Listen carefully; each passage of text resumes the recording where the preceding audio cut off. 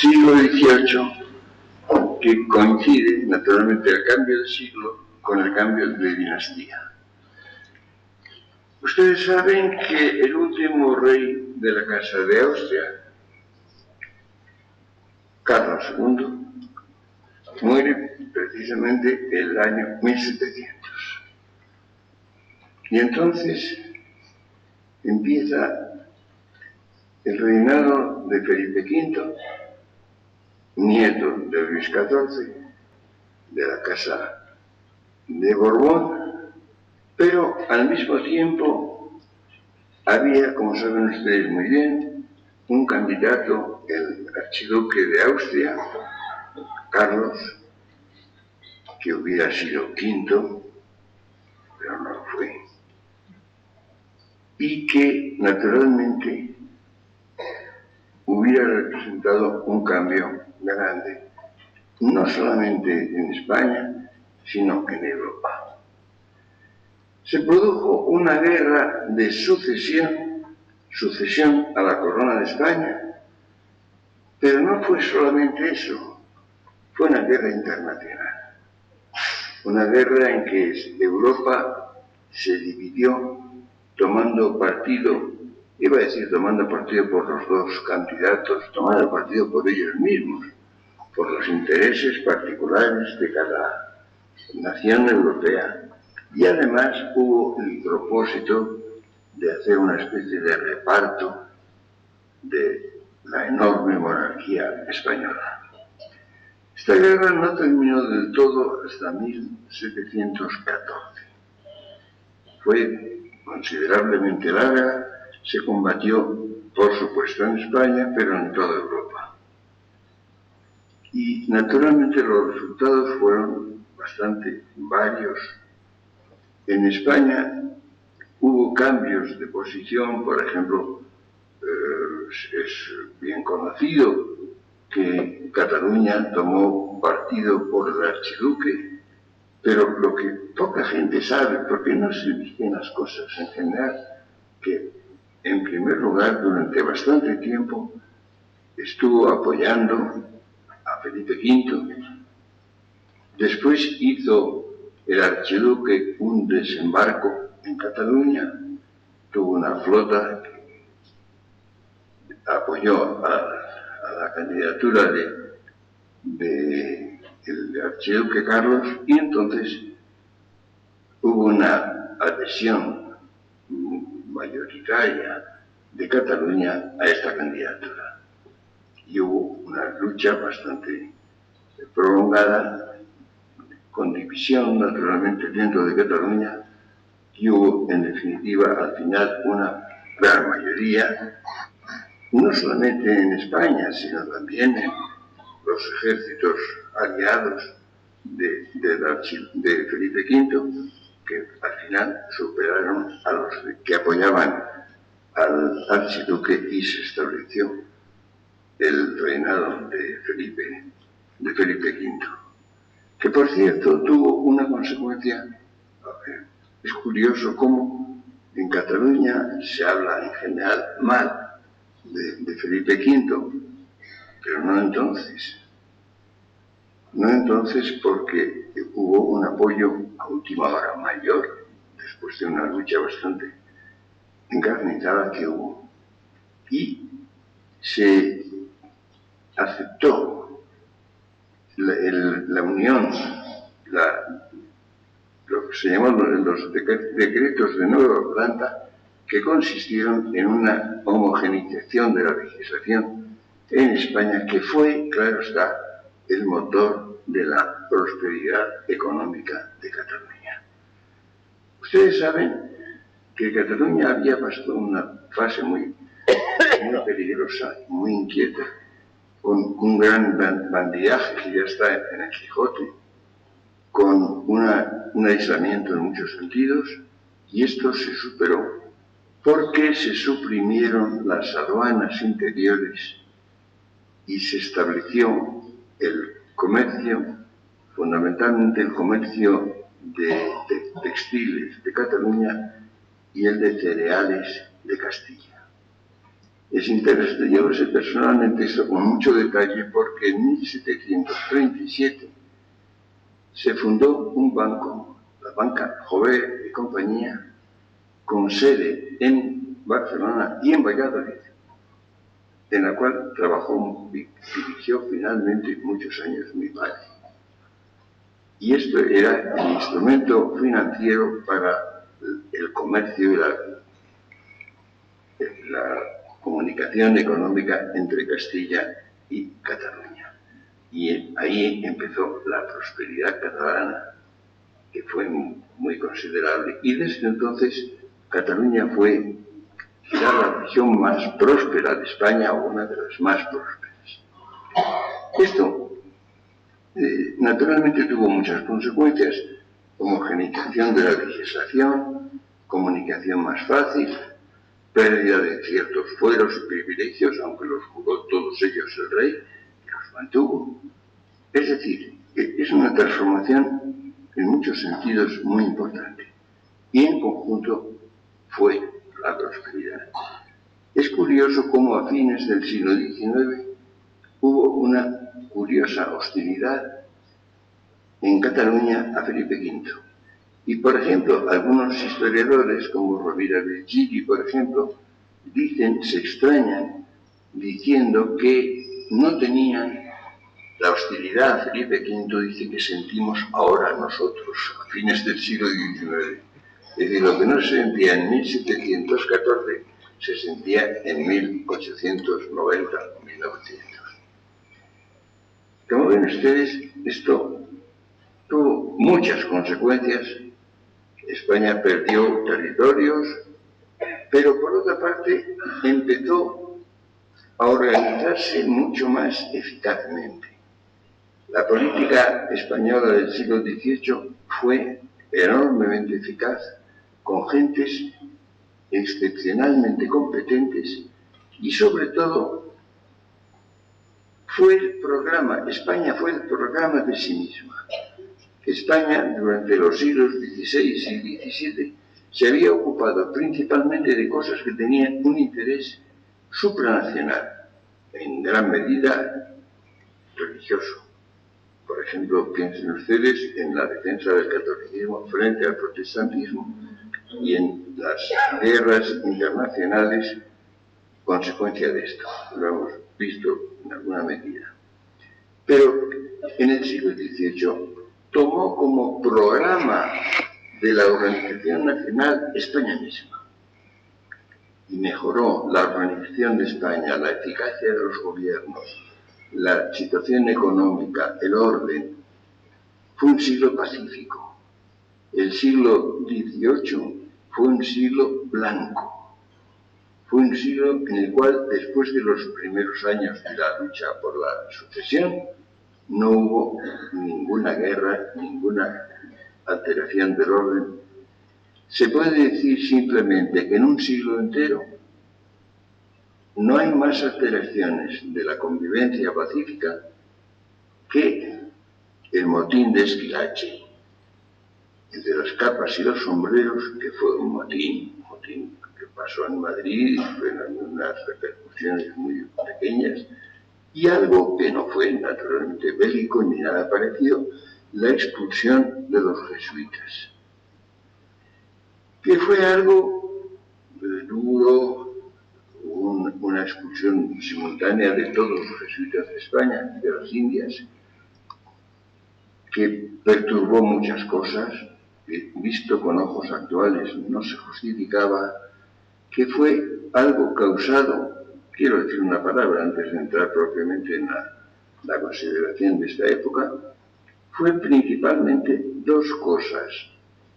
una campaña de los ilustrados más violentos, más exagerados, que tenían gran hostilidad a la Compañía de Jesús, secundados por parte del clero, incluso de algunos obispos y de las órdenes religiosas menos intelectuales, menos progresivas. Fue una curiosa convergencia de intereses distintos. Hay que decir que fue una maniobra de policía admirablemente organizada, lo cual demuestra que la organización del Estado era muy perfecta, pero aquello fue una medida cruel, poco justificada, y es curioso cómo los jesuitas mantuvieron una fidelidad admirable a la Iglesia Católica, que los trató muy mal, en gran parte, hasta el punto de dejarlos en los buques, porque no los permitían en Italia, en los Estados Pontificios, desde luego, durante bastante tiempo, y a España, que los había expulsado. Y mantuvieron además los jesuitas en Italia, principalmente, un cultivo de las disciplinas históricas, con una fidelidad, con un valor, con una admiración por España, que hay que apuntar también. Es cierto que los políticos que habían apoyado esta expulsión, al mismo tiempo tuvieron una voluntad de ayuda, de apoyarlos, de prestarles ayuda en Italia. Es un fenómeno muy complicado que se ha tratado casi siempre de un modo partidista, o elogiándolo o denigrándolo enérgicamente. En conjunto, yo creo que nosotros en nuestra época no tenemos una visión enteramente clara. Hubo intereses muy turbios en algunos casos. Hubo una pérdida que a América afectó mucho, las misiones, por ejemplo, en América quedaron sumamente afectadas. De modo que es un fenómeno que no ha quedado enteramente claro, nunca se ha puesto en claro del todo cuáles fueron los factores que intervinieron en esta situación. Por otra parte, se ha hablado mucho, todo el tiempo se habla del afrancesamiento de España. El afrancesamiento se supone que la influencia de la dinastía francesa determinó un cambio de actitud y una preponderancia de lo francés en España. Esto es verdad en un sentido de que Francia era el país que entonces era, diríamos, el que estaba en primera línea en Europa, y había una influencia francesa notoria. Pero no exclusiva, ni tampoco hay un cuadro de Claudio Coello en el Escorial muy importante, que es de 1690, 10 años antes de la muerte de Carlos II. No digamos de la implantación de una dinastía de origen francés. Todas las gentes están vestidas con un estilo que era el estilo de la época, el estilo de los últimos años y primeros del XVIII. Era el estilo de la época y no de influencia francesa, porque no la había todavía. Hay un estilo en general en cada época. Por ejemplo, el estilo de nuestra época, en gran medida, es el americano. Si ustedes ven cuadros desde el siglo XVIII, retratos europeos, verán que se parecen todos. Y, por ejemplo, los retratos de Carlos IV se parecen extrañamente a los de Washington. No era influencia de Washington ni de los Estados Unidos. En España era la influencia de la época, de los últimos, la última decena del siglo XVII y de los primeros decenios del siglo XVIII. Hubo, por otra parte, una influencia italiana muy fuerte, sumamente fuerte, porque Italia era un país, no era una nación, no era un país unitario, pero culturalmente y creadoramente era muy importante y tuvo mucha importancia. No olviden además que la reina, la esposa de Felipe V, la segunda, era una farnesio, era italiana, y que hubo una gran influencia de Italia. Y luego, después, fue 25 años rey de Nápoles Carlos III, luego fue Carlos III, que tuvo una impregnación de lo italiano, de lo napolitano extraordinaria, y que además trajo consejeros, ayudantes napolitanos, que tuvieron gran influencia en España. De modo que la influencia francesa estuvo combinada con la influencia italiana y con otras, la inglesa, por ejemplo, que también tuvo mucha importancia. Por tanto, la idea del afrancesamiento de Francia es muy exagerada, sin olvidar que los reyes de la Casa de Borbón, empezando por Felipe V, eran nietos o bisnietos de los reyes de España, mejor dicho, de las reinas de España. De modo que eso conviene matizarlo y conviene incluir muchos más elementos. Lo que ocurre es que en el siglo XVIII la presencia de Europa es mucho mayor y están presentes. Bueno.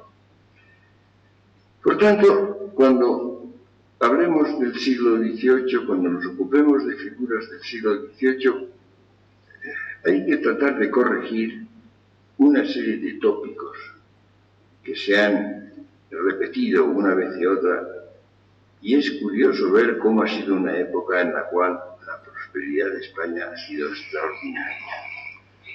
Hay un hecho que nos interesa hoy mucho y que tiene mucho relieve, y es que es la época en la cual se uniformiza la legislación, hay una combinación mucho más frecuente para España, una comunicación intensísima que hace que esté España mucho más unida que nunca y no hay ni átomos de separatismo ni nada parecido.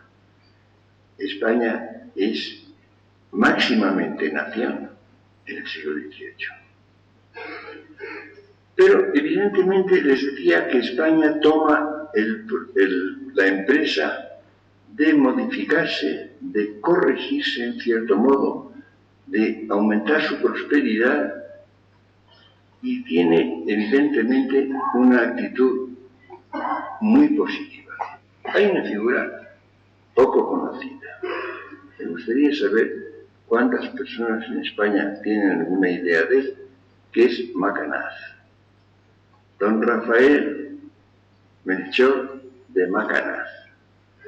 Era un hombre de leyes, era un hombre jurista, presidente del Consejo de Castilla, que además fue enormemente longevo, vivió 90 años, cosa en esta época muy desusual, muy poco usual. Es decir, murió de 90 años el año 1760.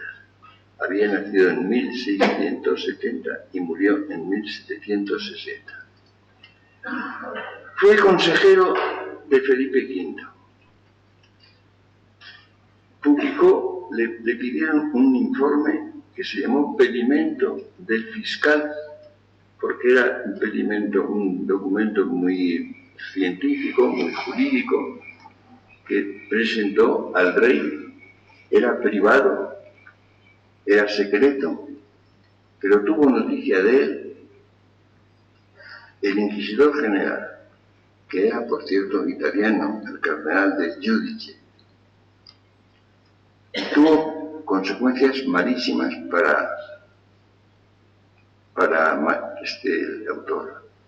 Entonces en primer lugar, no pudo hacerlo público, se mantuvo secreto, porque se entregó al rey. Pero luego escribió, aparte de esto, escribió un documento mucho más breve,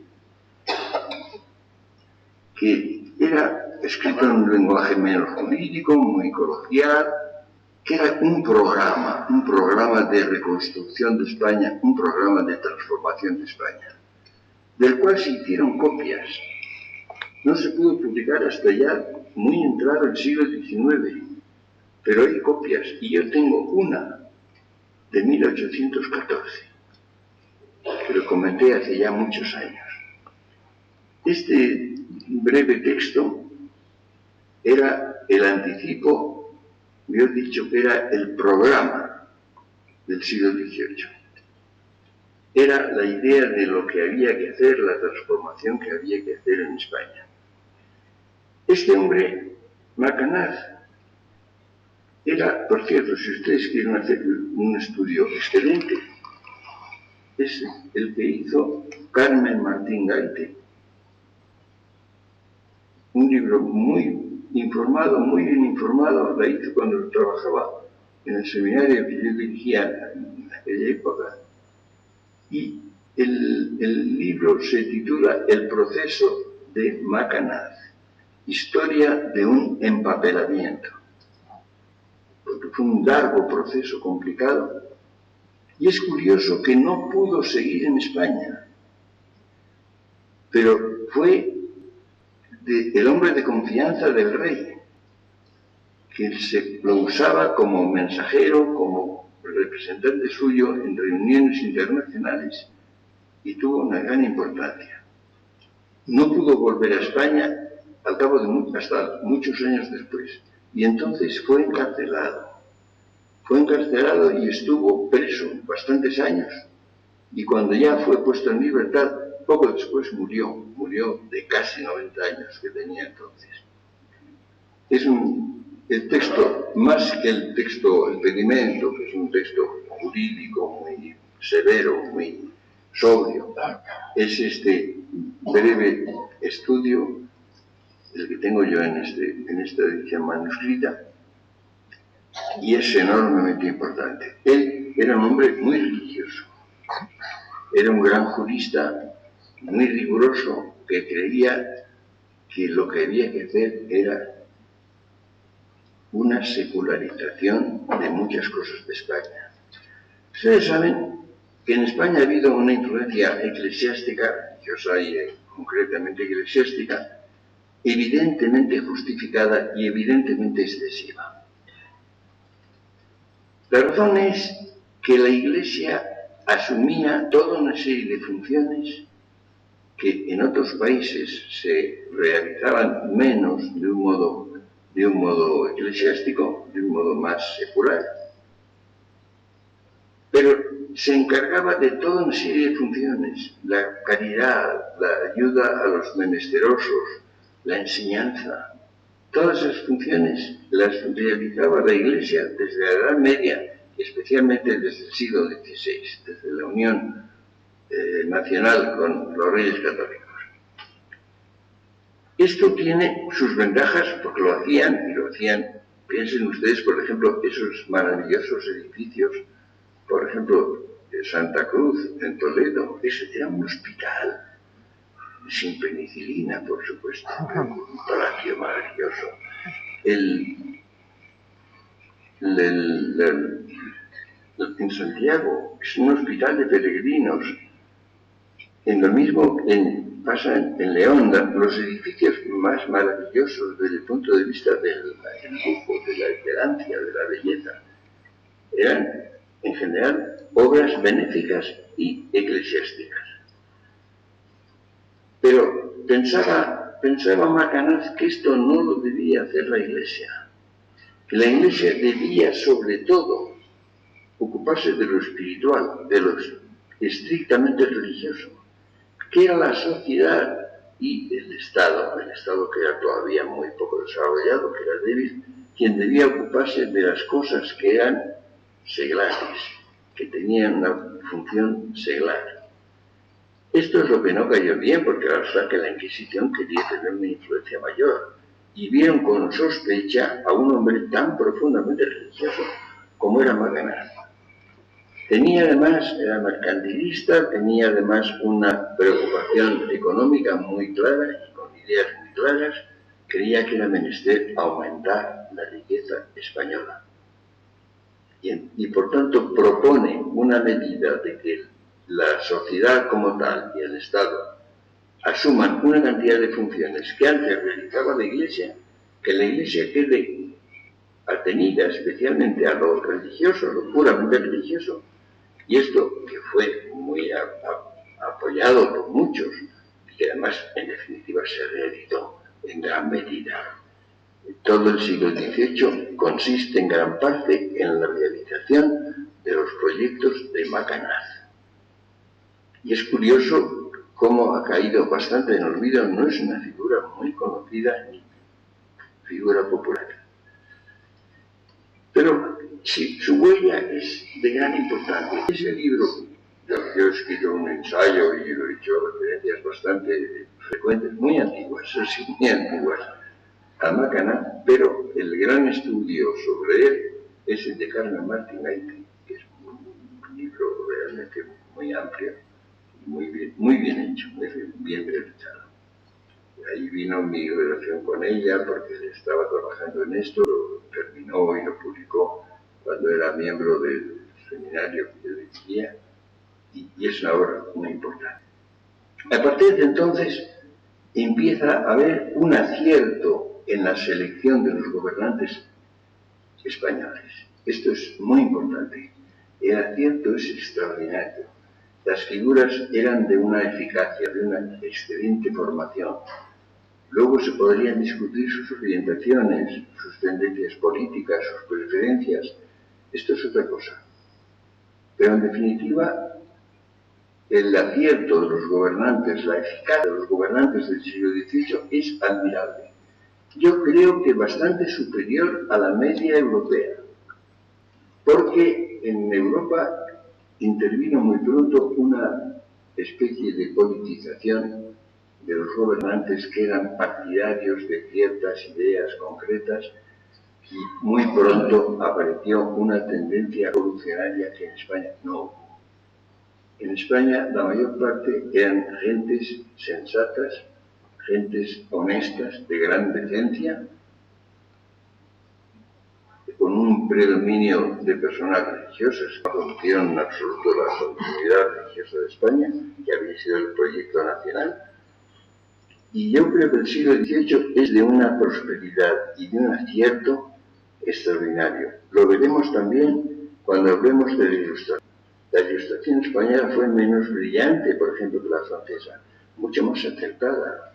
Hay una cantidad de figuras cuya obra nos parece admirable, nos lo sigue pareciendo ahora, al comenzar el siglo XXI. Y esto es algo muy importante. Pero los gobernantes suelen ser extraordinariamente eficaces. La mayor parte, además, como saben ustedes, todos los grandes gobernantes eran grandes figuras de la nobleza. Antes era prácticamente imposible que tuviera el equivalente de los grandes ministerios o de el mando de los ejércitos o el mando de las flotas, una persona que no fuera de la más alta jerarquía social. En este siglo cambia la cosa. No hace falta ser un noble, un marqués o un duque, un conde. Era más bien las gentes con profesiones civiles, los que se llamaban los manteístas. Había de todos los grandes políticos del siglo XVIII, casi el único que era de la gran nobleza, de la nobleza aragonesa, era el conde de Aranda. El conde de Aranda, que fue enormemente importante, muy influyente. Los demás fueron también condes o marqueses. Por ejemplo, Floridablanca, que fue una figura capital, muy importante, pero fue hecho. Era don José Moñino, que fue hecho conde de Floridablanca. La mayor parte fueron ennoblecidos por los reyes. El único que era noble por su cuna, y ya repito, de la nobleza de Aragón, fue Aranda, el conde de Aranda. Pero eran enormemente eficaces, con diferentes orientaciones.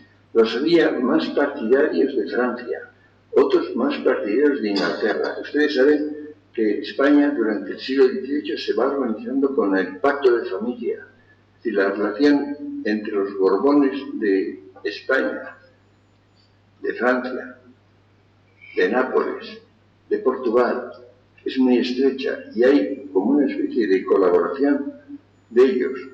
Por otra parte, hay influencia inglesa. Hay un hecho que fue muy importante y que ha tenido muchas consecuencias. Por ejemplo, es bien sabido que España apoyó mucho la independencia de los Estados Unidos. Más que por ser partidarios los españoles de los Estados Unidos, porque estaban unidos a la política francesa. y por tanto veían con buenos ojos la disminución del poderío inglés. Y esto es capital, ¿no? Y cuando se pierde la influencia francesa, hay un momento en que quedan en América del Norte, queda solamente lo español y lo americano ya. Cuando se fundan, sobre todo, cuando los Estados Unidos, las 13 colonias del nordeste, esto también influye mucho. De modo que hay un problema que es grave, que es el del apoyo a los nacientes Estados Unidos, la vinculación con los Estados Unidos que están empezando a organizarse como tal, justamente a favor de Francia, en colaboración con la política francesa y contra la política inglesa. Eso por una parte. Por otra parte, ese problema que acabo de mencionar, de la actitud religiosa, la tendencia que en España no tiene carácter antirreligioso, ni siquiera anticlerical, sino de la formación de gobiernos y de organizaciones sociales seculares, no eclesiásticas. Esto va modificando las cosas, pero esto introdujo una nota muy curiosa de moderación de la política española. Y hay otro hecho que conviene señalar y subrayar, y es precisamente el que España, que tiene una política moderada, que no es ya la gran potencia que estaba en todas partes, que por tanto no amenaza a nadie, que no tiene la excesiva importancia que había tenido en el siglo XVI, por ejemplo.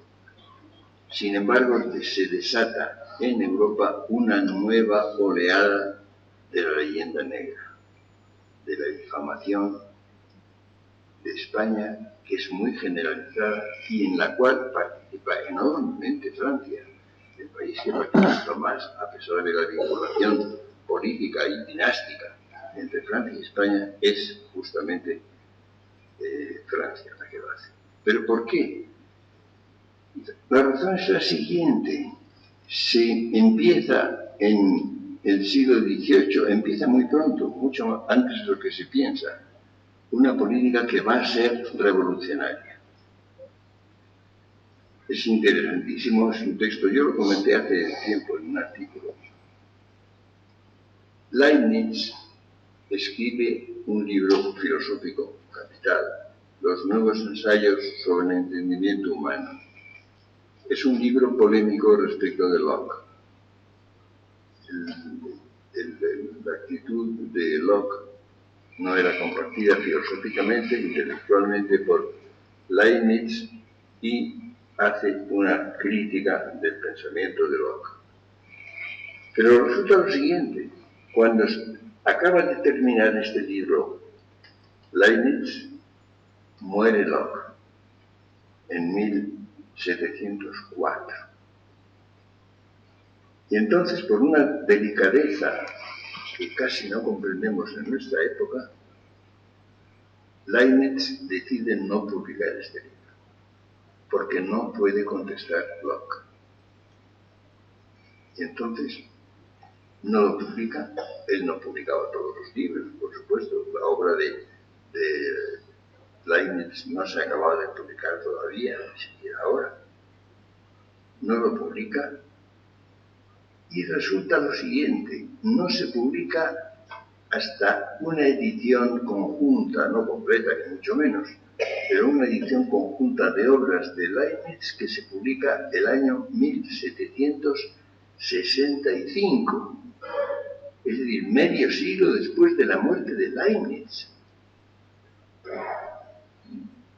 60 años aproximadamente después de haber escrito el libro. Es decir, este libro no ha sido leído. No ha sido leído durante medio siglo largo. Y por consiguiente, no ha hecho efectos sociales que hubieran sido enormemente importantes. Porque Leibniz dice que se está preparando un movimiento general de revolución en Europa.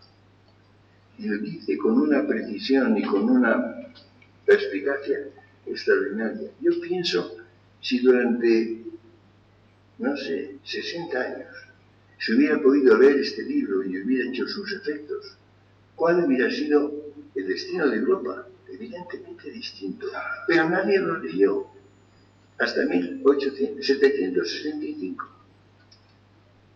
Dirán ustedes, ¿y España qué tenía que ver con esto? España tenía una enorme inercia. España era una enorme monarquía, incomparablemente mayor que cualquier otra de Europa. No hacía nada en particular, no tenía tampoco un carácter antirrevolucionario, simplemente su inercia era un freno del espíritu revolucionario, que sobre todo en Francia, es donde fue mucho menos en Alemania, menos en Inglaterra, pero en Francia estaba completamente vigente. Y entonces, la realidad de España, el que fuera, diríamos, simplemente por su masa, por su volumen entero, una especie de freno, porque las cosas seguían en cierto modo como habían estado antes. Se había mantenido, por ejemplo, la religiosidad en España y en las Indias, y toda una serie de conceptos y de ideas generales que se mantenían. Y esto se mira con muy malos ojos. Con muy malos ojos, que además tienen una consecuencia, que es la ignorancia. Es asombrosa la ignorancia de España que tienen los ilustrados, del siglo XVIII, incluso los muy valiosos.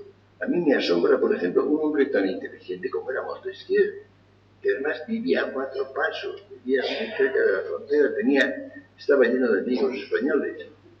No tiene idea de lo que es la construcción de la inmensa monarquía española, que además es de una originalidad extraordinaria. Es una construcción política, un hombre que se pasó la vida estudiando las formas políticas. No tiene idea. Es una cosa que sobrecoge. Pero eso provocó una especie de oleada nueva cuando España no era agresiva, cuando era en definitiva inofensiva. Sin embargo, se cierra contra España, por ejemplo, figura tan eminente como Fernand. Fernand tiene una actitud de desconocimiento, de desdén por España, de parecer que ya no existe, que pertenece al pasado, que ya no es nada, que no tiene fuerza, que no se puede organizar por sí misma. Es curioso, yo he citado hace mucho tiempo un texto de un aristócrata francés que tiene en cambio una conciencia clara de lo que es España, de la continuidad de 1000 años de monarquía española. Mientras que Fernand, que era un hombre más eminente que él, sin duda ninguna, no tiene la menor idea. No tiene. Montesquieu y Fernand son dos ejemplos de dos hombres eminentes en todos sentidos, que tienen un desconocimiento total de lo que era realmente España. Pero todo el siglo XVIII se mantiene en buenas manos, se mantiene con gran equilibrio, con un orden perfecto. No hay violencia ninguna, no hay persecuciones más que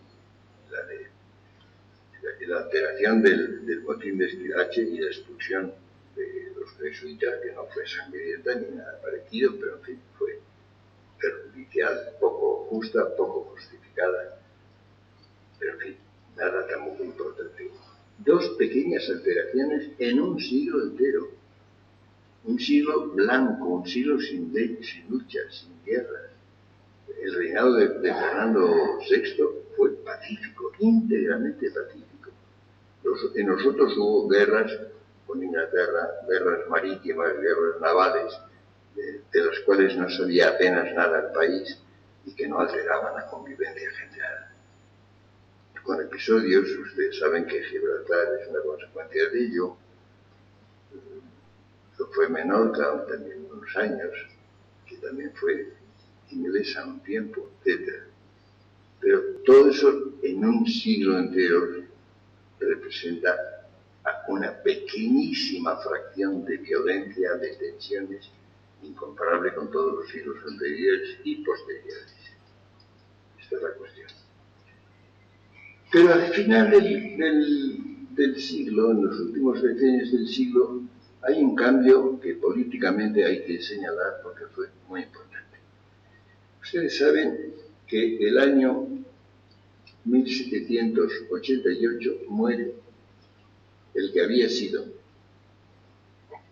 rey de Nápoles, 25 años, que desde entonces había sido rey de España, Carlos III, una figura muy atractiva, muy simpática, muy eficaz, con la sombra de la expulsión de los jesuitas que nunca se aclaró, porque era piadosísimo, era un rey enormemente religioso, y las influencias que pesaron sobre él, que pesaron sobre el Papa, que dio la orden también. Es un problema, es una historia confusa que nunca se ha acabado de aclarar. Pero muere el año 1788. Era un rey enormemente eficaz, de una ejemplaridad moral y encarga el gobierno a las gentes mejores, y justamente el año 88 ocupa la corona de España Carlos IV. Carlos IV era un buen hombre, evidentemente, eso no queda fuera de toda duda, pero no era una figura brillante, ni tenía gran capacidad de decisión, ni era muy enérgico. Y resulta que al año siguiente se estalla la Revolución Francesa, que es la gran alteración de Europa que pone en cuestión las convicciones, las vigencias más enérgicas de siglos, que termina evidentemente con un periodo de tremenda violencia en que se guillotina al rey, a la reina y a miles y miles de personas de todo tipo. Y en este momento en que todo se altera, en que además tiene la Revolución Francesa una actitud agresiva de campañas exteriores, de hacer proselitismo de Europa, en este momento ocupa el trono de España un hombre débil, no muy inteligente, incapaz personalmente de una de las situaciones más difíciles de la historia entera. Y claro, esto produce una alteración. Entonces, la figura política importante, la más importante, con gran diferencia, más importante que ninguna otra anterior, es Godoy.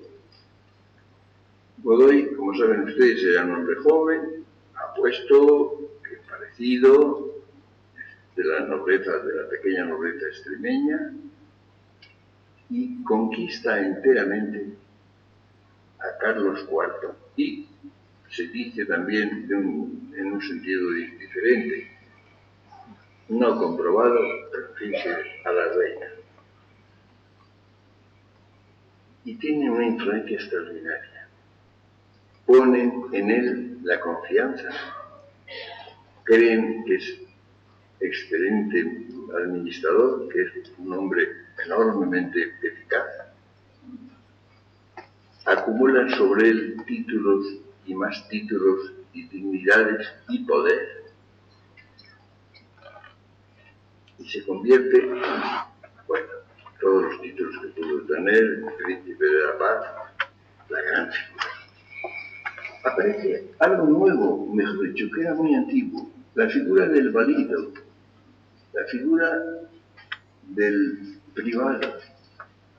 Los reyes de la casa de Austria, especialmente los últimos, sobre todo Felipe III y Felipe IV, tuvieron ministros universales, ministros de gran influencia, en cuyas manos se habían puesto los resortes del Estado y que eran los que realmente llevaban la política. No tanto el conde duque de Vivares, pero bueno, a partir de la caída del conde duque de Vivares, los demás ya mucho. En todo caso ocurre eso. Pues bien, los reyes de la Casa de Borbón no tuvieron validos, no tuvieron privados, tuvieron ministros. secretarios de Estado. La conducción general de la política la llevaba el rey. Los ministros eran realizadores de esa política. Eran figuras que se turnaban, que además tenían tendencias diferentes y a veces encontradas. Pero Godoy no. Godoy fue privado, fue valido. Tuvo el poder. Era él el que hacía y deshacía. Los reyes estaban penetrados de su valor, tenían toda su confianza y eso fue decisivo. Es curioso que Godoy es una figura que ha sido odiada, enormemente odiada. Casi todo lo que pueden ustedes leer sobre Godoy es negativo. En parte justo. Era un hombre inmoral. Era un hombre muy poco escrupuloso. Abusó de su poder. No fue violento. No fue cruel.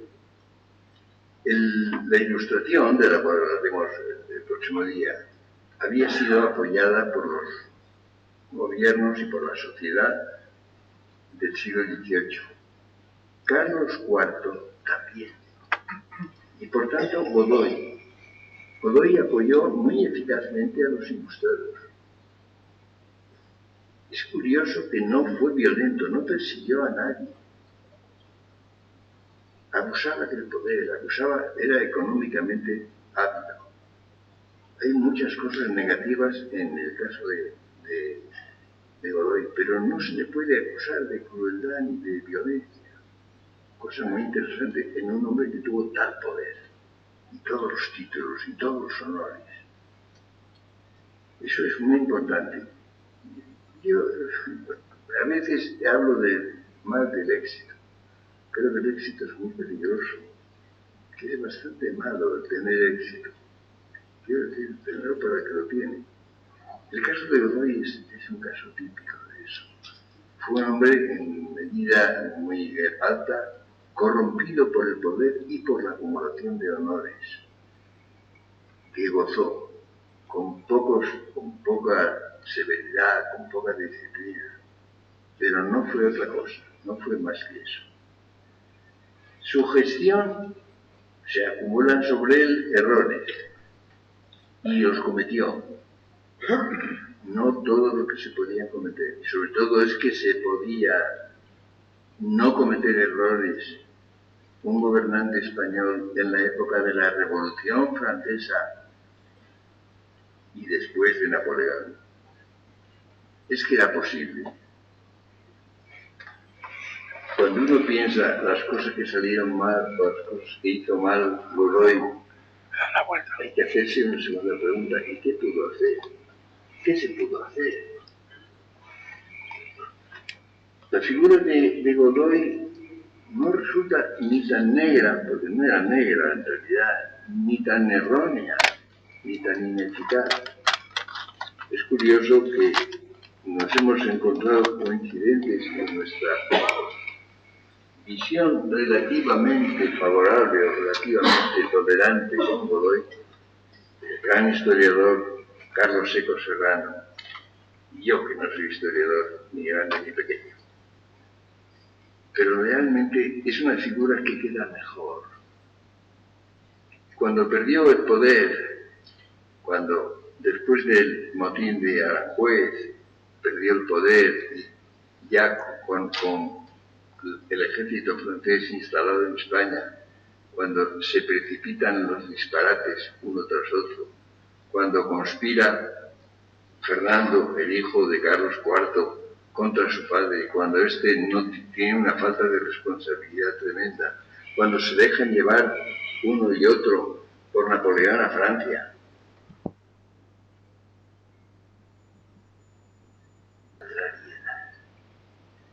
Yo creo que esto casi nunca se ha señalado.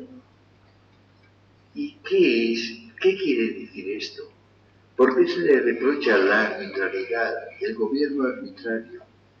Pues es justamente que a la gente le pareció inaceptable la figura del valido, la figura del privado, que gobernara de hecho en nombre del rey, pero un advenedizo, un hombre que no era, a quien no le correspondía, no tenía los títulos legítimos para gobernar. Por eso le llamaban arbitrario. La arbitrariedad, fíjense, es una palabra un poco abstracta, un poco jurídica. No es una palabra, no es un insulto curioso de decir el tirano, el cruel. No es esto, es la arbitrariedad. Y esto es lo que provoca el rechazo de Godoy. Hay un episodio del cual no voy a hablar hoy, lo voy a hablar el próximo miércoles, porque es uno de los episodios más discutibles y aparentemente más antipáticos de Godoy, su relación con Jovellanos.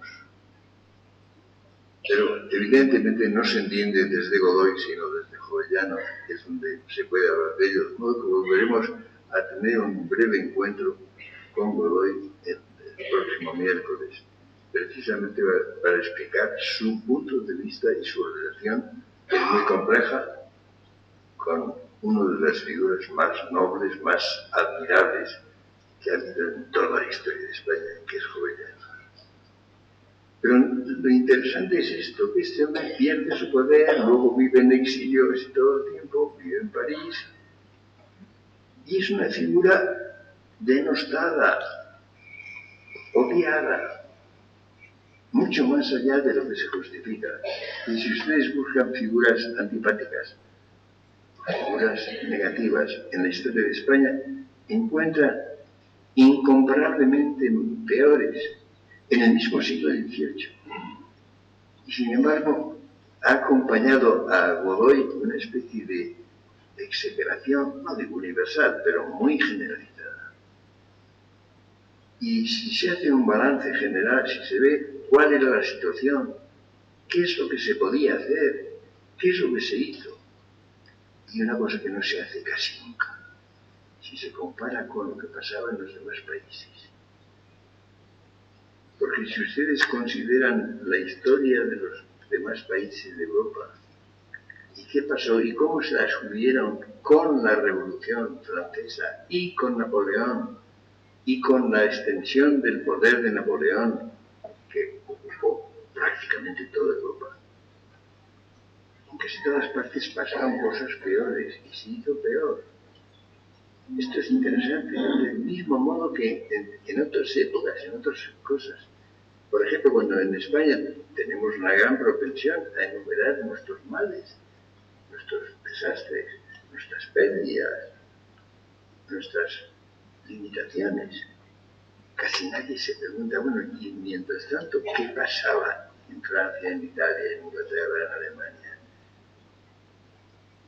Casi nadie lo sabe, casi nadie se lo pregunta siquiera, casi nadie lo tiene presente. Y naturalmente hay que ver las situaciones por las cuales ha pasado el mundo, ha pasado Europa por lo pronto, ¿no? ¿Y qué se podría hacer? Si ustedes miran eso y lo comparan con el resto de Europa, hace unos años yo di un curso, tenía un título curioso, era Visión Transversal de Europa. Porque me pregunté, ¿qué pasaba mientras en España pasaban tales cosas? ¿Qué pasaba en el resto de Europa? ¿Qué se hacía? ¿Qué es lo que dominaba? ¿Qué se hacía? Y el curso me costó mucho trabajo, pero resultó bastante interesante. Y casi nadie se lo pregunta siquiera. No me refiero a que haya respuestas adecuadas, respuestas suficientes. Es que en general ni se pregunta.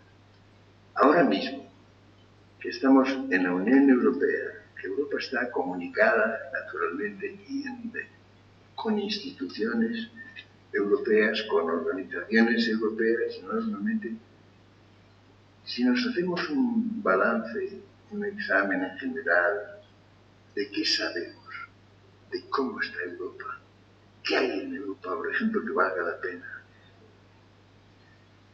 sabemos poco.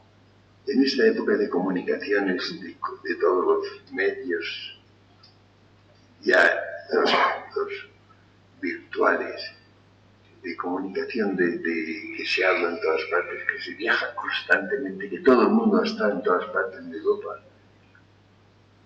Creo que se sabía mucho más. Las minorías que sabían algo sabían mucho más de Europa.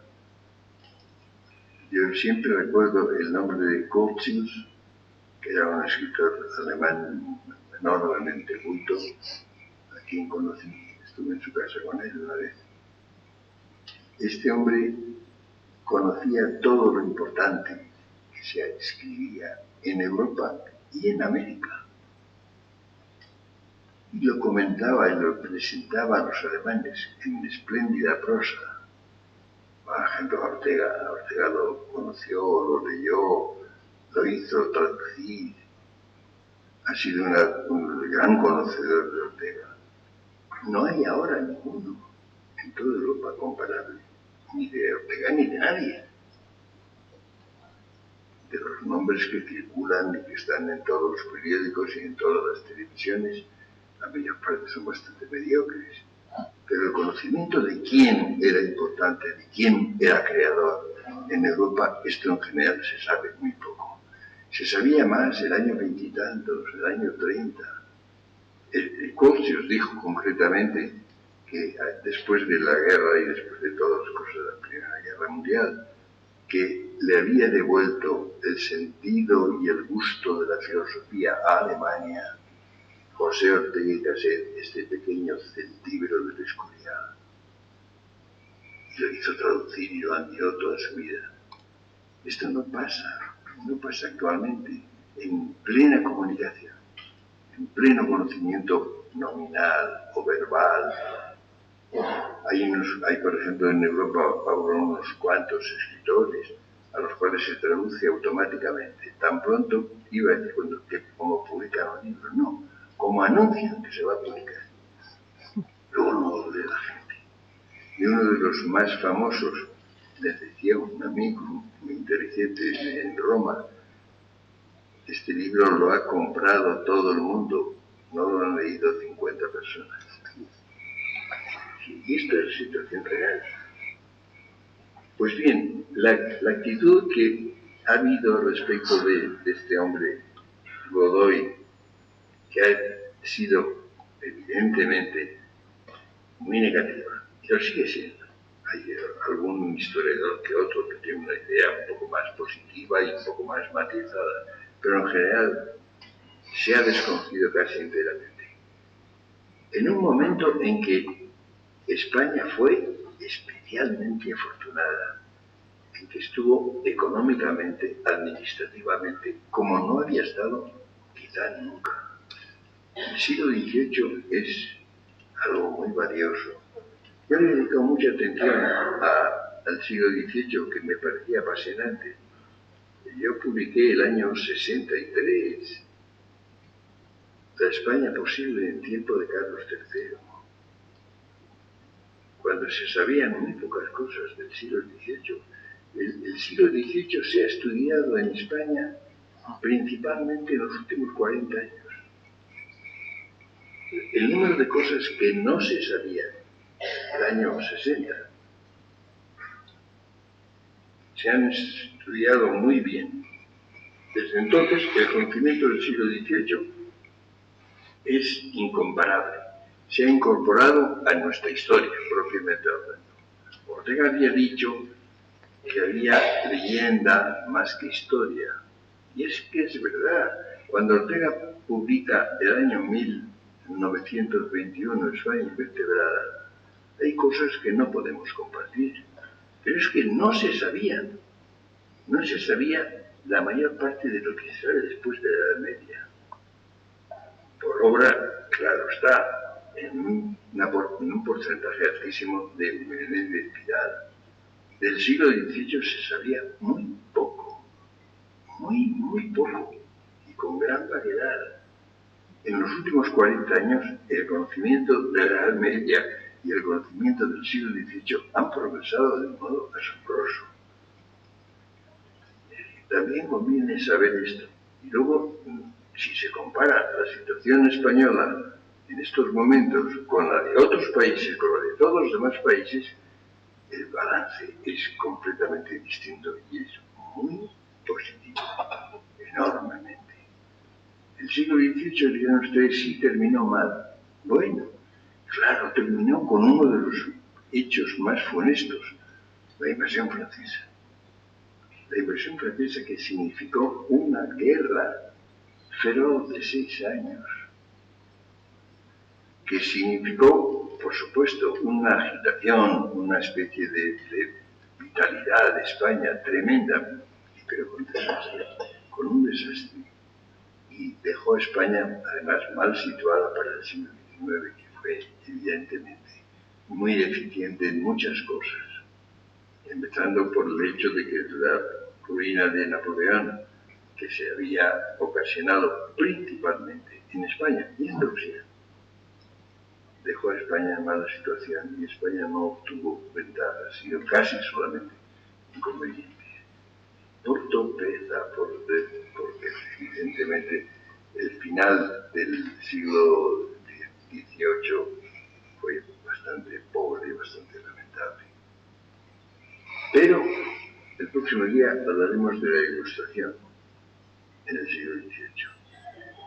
Y les anticipo mi impresión de que la Ilustración española, poco brillante, poco atendida, muy poco conocida, poquísimo conocida, en definitiva tiene un balance positivo y además en una proporción muy alta es enteramente aprovechable y edificable. Muchas gracias.